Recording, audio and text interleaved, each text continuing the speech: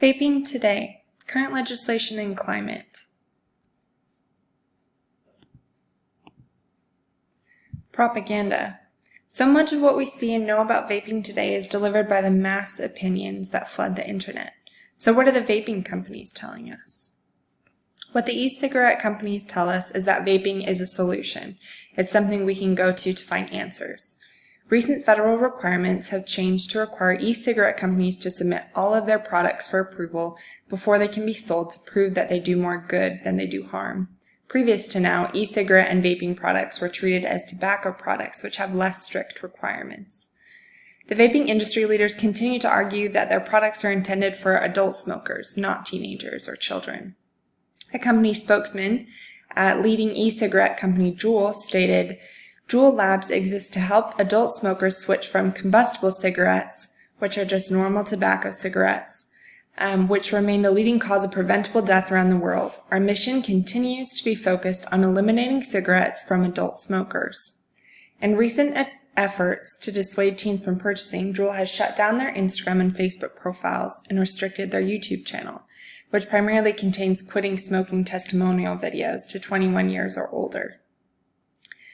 They also have implemented age verifying for online sales of their vapor products. They maintain that all the recent outbreaks of young illnesses related to vaping is actually related to cannabis or bootleg vaping substances.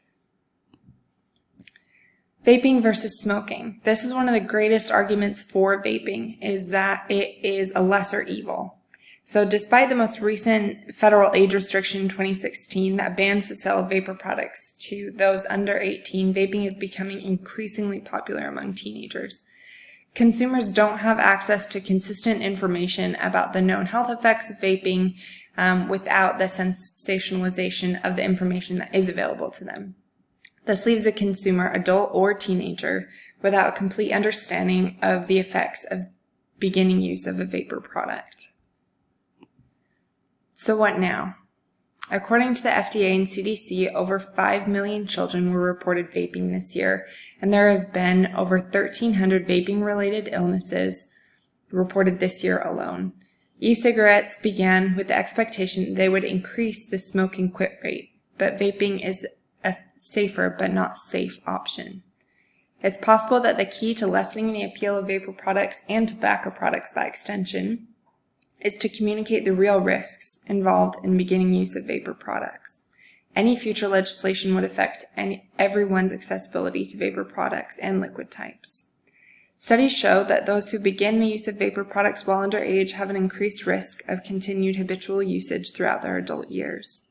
And though e-cigarettes really have been associated with the increased number of adult cigarette smokers quitting, that accessibility to teenagers is not worth the risk. More needs to be done to reduce accessibility and appeal of vapor products to underage users.